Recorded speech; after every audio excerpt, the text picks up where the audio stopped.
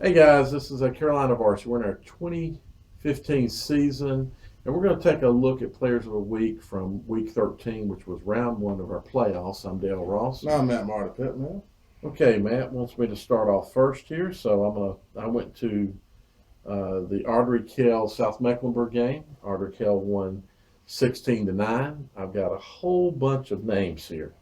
Some of these came from Coach Evans, and some came from Npursuit on the site. So let's just kind of go down them So first of all, I wanted to nominate the Ardrey Kell defense. They've been so maligned this year on the site, and the Ardrey Kell defense won this ball game. Period. You won the ball game.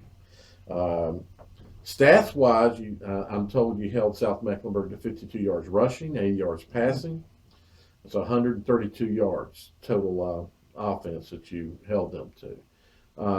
You held them out of the end zone with fourth and a half a yard. Literally, they were that far away. You held them out of the end zone. I've heard a little bit of about what the play was supposed to be. And the quarterback made his own decision to do something, which his coach fully supported. But he supported him in doing that. Said he's a ballsy kid. Defense, you did a great job. Now, out of that defense, I was going to nominate Bryce Maginley just solely on what I saw on defense because I didn't see the first half, only saw the second half. And in the second half, he had so for the game first, he had 129 yards rushing, 53 yards passing. South Meck played good defense too, but Ardrey Kell played a little bit better defense, as you can see there. He had two PBUs. One of the PBUs is on the site. It's at the goal line. A very, very, very. It was a great play, an important play. And then he also had in the game he had a pick, and that video's on the site as well. And that was in the fourth quarter. That was in another drive. So South Mecklenburg had a couple of drives where they were across the 50, and one was ended by the interception, and one was ended by the defense at the goal line. Cameron Bauer, he had 9 tackles and 2 sacks. His coach thought he played a good ball game at linebacker, looking at some of the highlights he did. Jackson Sinclair was nominated by Npursuit. I don't know his stats. He plays linebacker and tight end, so I'm sorry. Coach Evans said overall great team effort. Some notable mentions, just because Npursuit threw them out, it was important. Jonathan McDaid, the punter, he had a snap go over his head. He recovered the punt, the snap, and was able to get the kickoff. So they would have given up a lot more yardage had he not. Okwara.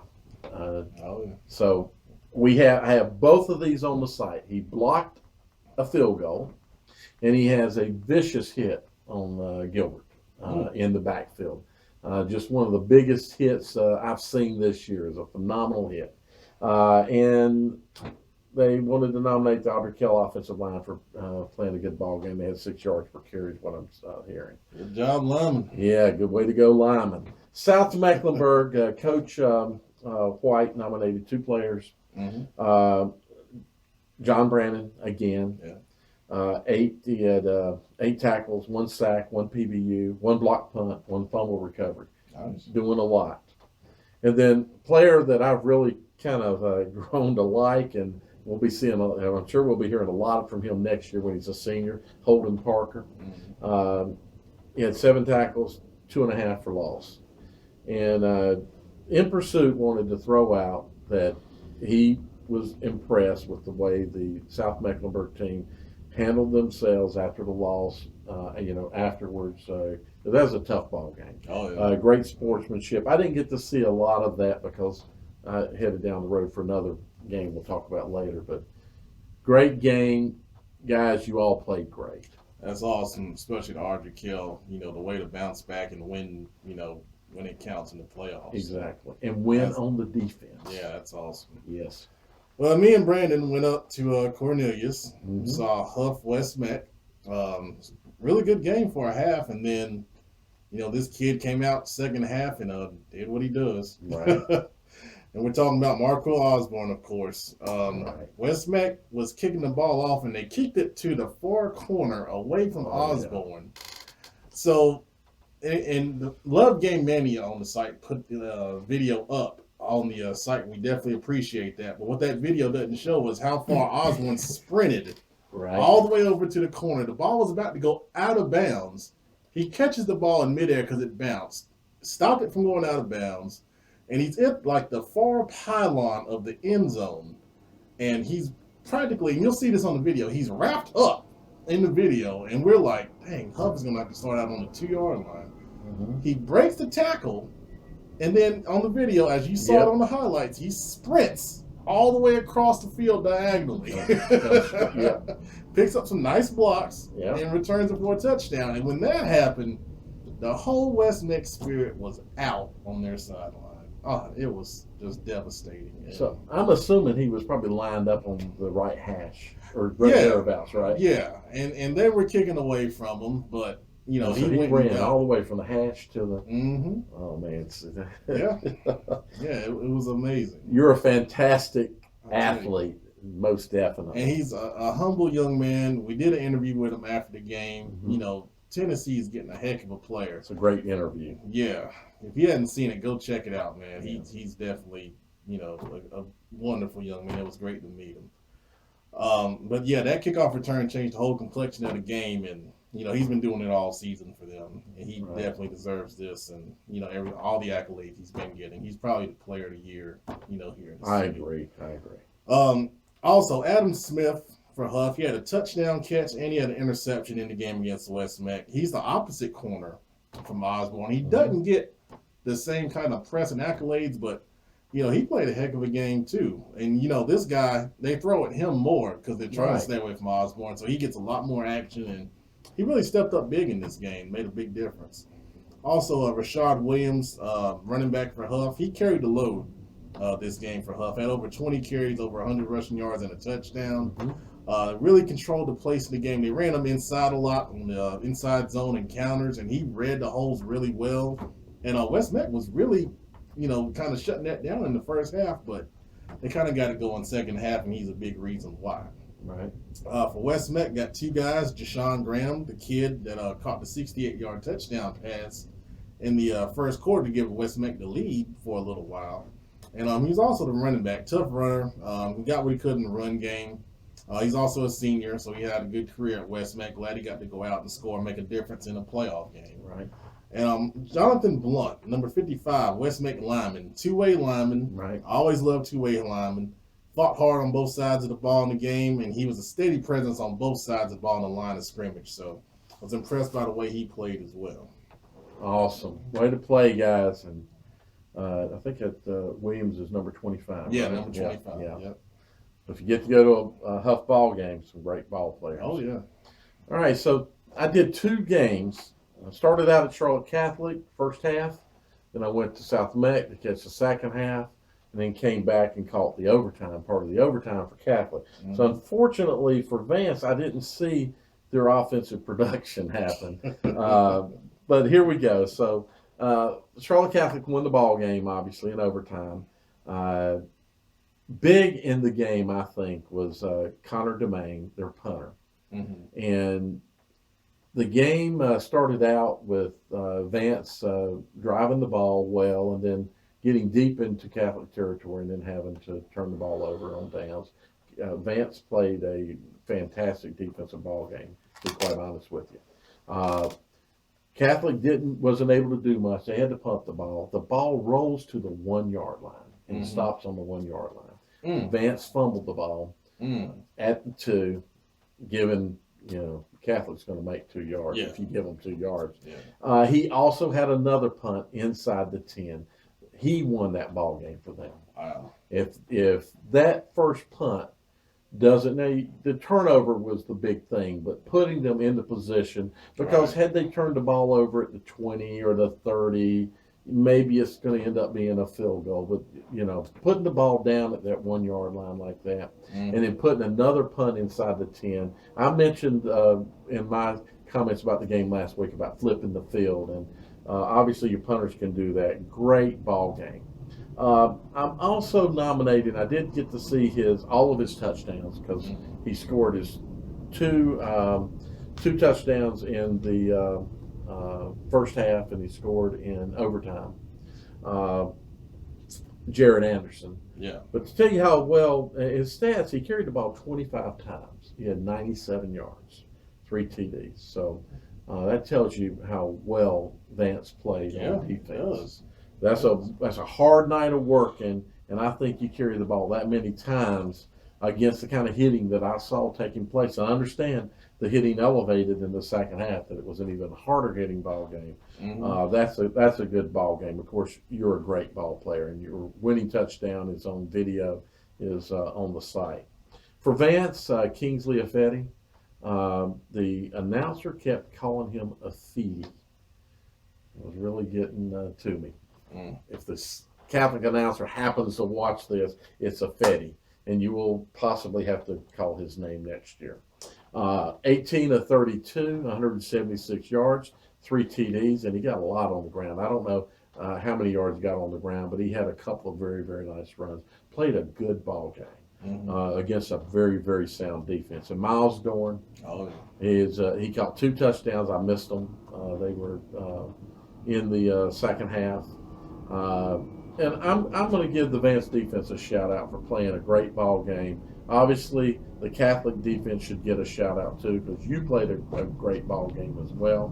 This was a low scoring game. The defense really did define, and special teams punting. Great job, guys. Let's take a look at some more guys here that were nominated on the site by Wise Man. We appreciate that. We do. Yes. Clifton ducked for Butler. Of course, there was a lot of talk about his punt returns. He had 3 nice punt returns, including a 61-yard touchdown return. Also had an interception on defense for Butler in that victory over Providence. Also, the Butler defense reportedly held Providence to 55 yards of total offense. Been doing it well all season long. That's very good defense. Yes. Quantavious Mcgill for Independence, 243 rushing yards and 2 touchdowns in their 31-0 victory over Lake Norman. Also for Independence, Cedric Stone, 2 interceptions, getting it done. Big guy stepping up in the playoffs. Way to get it done, guys. Exactly. Take a look at Mallard Creek. Mallard Creek defense, by report, held East Meck to 41 yards of total offense. And also the Mallard Creek backfield. Chancery Bowman and Darnell Walker combined for 5 touchdowns rushing in the victory over East Meck. And you got a couple mentions as well from Mallard Creek. Yes, I asked one of my friends who coaches at East Mecklenburg if he could name any players, and he named Josh Brown and Thad Moss as what he thought were the 2 standout players, probably players that they had the most trouble with. I've got no stats because nobody from Mallard Creek wanted to give me any stats. So I got to put that in there, but did want to mention it. Good job, guys. And I know you got some more there. Yes, I do. So at another pretty big ball game for a local team, Myers Park, went up to Mooresville to play. And out of that ball game, I've got some nominations from the coaches at Myers Park. Sack Patrick, 8 receptions, 96 yards, including a huge third down and long catch on their last drive where they ran off the last 5 minutes of the ball game. So these are the comments from the coach. I've been impressed with him all season long. I like his game. Is that Jeshawn? Jeshawn. Jeshawn? That's my guess. Yeah, okay. Jeshawn Fields. I'm sorry, Jeshawn. He's a freshman, but he wanted to mention him. 40 yards rushing, 11 carries, his first ever varsity game. Ooh, that's some trust right there. That's some trust in a first round ball game, exactly, to bring up a kid who hasn't played varsity yet. Great job, Jeshawn. Another freshman, Elijah Bowick. He's a receiver. He had 2 receptions for 36 yards and a TD. Nice. So some freshmen getting it done. Very impressive. Colby Williams, 2 sacks. Nate Uresta, 11 tackles, 1 tackle for loss, and 1 sack. But their best ball player, I think that's Jamichael Neal. Yep. That's their left tackle. He had 3 big pancake blocks and was dominant in the pass pro. He had 4 tackles on defense and 2 tackles for loss. Awesome. So love linemen getting it done. Exactly. That's awesome. Those are all nominations from Coach Chadwick, and way to go two-way player lineman. And because it was mentioned, Willie P. from the site, he added number 12, Tim Willis, 80 yards rushing and 1 TD. Good job. Okay. Let's take a look at some regional guys. Josh Rutherford, J.M. Robinson, he's been here before, running back. Had over 150 yards rushing in their playoff victory on the road at Marvin Ridge. Very impressive for J.M. Robinson, having a great year, and they still got it going on. Congrats, Coach Glass, and you guys up there. Keenan Black, Concord quarterback. He had 2 touchdown runs for 13 yards and 71 yards. Threw for 2 touchdowns, 132 yards rushing on 9 carries, 10 of 14 for 155 in their playoff victory over Sun Valley. Our boy, the horse, Cody Reese, Mount Pleasant. What do you think? Well, it depends on if they made him the horse. If they made him the horse, 37 carries. It's playoff time. Round. Yeah, 37 carries. No, only 24. Only 24. 24 carries, 153, 2 touchdowns, 41-14 victory over Lake Norman Charter on the road in the first round. They were up 41-0 in that game. They didn't want to keep them fresh. There you go. And they got another good game against Hendersonville coming up, and I think they got a shot. Yeah. Gaston County. Jared Carter for Forest View, 106 yards receiving and a 40-yard pick 6 return. But they lost on the road 28-21 to West Henderson up there in the mountains. But good job to Forest View for competing in that game. They were a 14 seed, and they almost pulled the upset against the number 3. Yep. Taurus Demeron, hope I'm saying that right, from Lincolnton, 226 rushing yards, 2 touchdowns, and a 40-0 win over Lexington for Lincolnton. They're moving on. And High Brighton East Gaston. High Brighton backfield had 355 total rushing yards. Chris Scott with 144, Jamar Ferguson with 123, and Sean Felder with 88. And they won at East Gaston 43-28. Very high scoring training game. Jeff, one of our reporters, was there, and it's a good season for East Gaston. Yeah, it was a good season. Yeah. I really thought that game would have been a little closer than what it was. Though. Yeah, I thought so too. But High Brighton getting that offense going like that is tough to stop. All right, well, I'll throw a few more in. You got more to go after this? I got a couple. Okay, so Hank Lee sent us a nomination. Kate Carney for Davidson Day. Stats were provided to us by Justin Parker. 30 carries, 236 yards, 2 TDs, 2 receptions, 41 yards. Wow. So very, very good ball game. And they won the independent school championship. Exactly. They're state Congrats champions. to Davidson Day, man. That's awesome. That's right. Coach Greer up there, he's a Harding grad. So I had to throw that out there. And congrats, man. And they think they'll be better next year. Yeah. Wouldn't surprise me. I think he's a movie producer or something. I saw they're doing a movie or something. Producer, director, or something as well. Man, they got it all going on. I remember his youngest son was like the number 2 or 3 Instagram. I think it was Instagram or Vine. That's right, the 7-second video thing. Oh, okay. Last year. So a multi-talented family. Of course, the big brother was playing football down at the Florida State. Florida, excuse me. I apologize. The Gators, the Gators, and Seminoles, right? Because the Gators would not like that. All right, so I've got nomination from East Forsyth. Oh, very nice. Yeah, so nice. East Forsyth, of course, played Olympic, and we have a poster on the site right now from East Forsyth. I asked him to give us some names. So he gave me several names. Christian Beal, just said he's out. Actually, a couple of players he nominated as playmakers, but Christian Beal he gave some numbers for. 130 yards on 8 carries. Antoine Porter, 100 yards on 11 carries. I tell you, I thought it would have had an L on it, but Nike. That's how you say it. Is it Nike? I think it's Nike or Nike.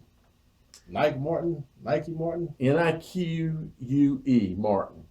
So let us know how to say that. He's a heck of a player. Exactly. Could be Nick. Could be Nick. Number 2. Just mentioned, no stats. He's a heck of a player. He really is. Number 8, running back Antoine Ryan. He said he had a few explosive runs. Number 15, Zach Kellum, big tight end, great hands. He made a huge 61-yard TD catch from the quarterback. And then offensive tackle, because I wanted to mention it, no stats, but a big offensive tackle, Taiwan Hazel. 6'5", 320 pounds. Looked on the roster. He said thought he was about that big. He's 6'4", 300 on the roster. So he must have played a good ball game. Man, great job, guys. Let's take a look at a few more here. DeAndre King's been here before. South Point quarterback running the Redbone offense. 104 yards on only 7 carries. What's the average on that? 104 on 7. So, oh gosh, I'm drawing a 8, 9. Over 15, and around 15 yards carry. That's pretty awesome. 15, Just south of 15 yards. Cool. South of 15. Also had 3 touchdowns rushing in a 47-7 win over Southwestern Randolph. Tyree Hallman's been here before. South Iredale, 28 carries, 167 yards, 2 touchdowns, and a 51-27 win over Central Bears. Rayvon Scott for Statesville, 134 rushing yards, 2 TDs, and a 28-14 win over Tuscola. And Don Shell Jetton in a losing effort for Morrisville, 249 rushing yards and a touchdown in the loss to Myers Park. Okay. And you got one last one there. Yeah, and you had him too. So Sandon McCoy for Kannapolis, 23 carries, 243 yards. Big win. They move on into the second round. Yeah. Yep, 2 touchdowns in that game. He's also committed to Army. So that tells you a lot about that young man. There you go. Good character. All right. Well, that's our players this week. Send us nominations, please. You're doing a good job. Yeah. I didn't have to do that much research this week. Yeah, we got a lot of nominations this week. I'm afraid it's going to be a lot less next week because some of the people who nominated aren't playing next week. Right. So, but some still are. So please let us hear. Win, lose, doesn't matter. Thanks for watching.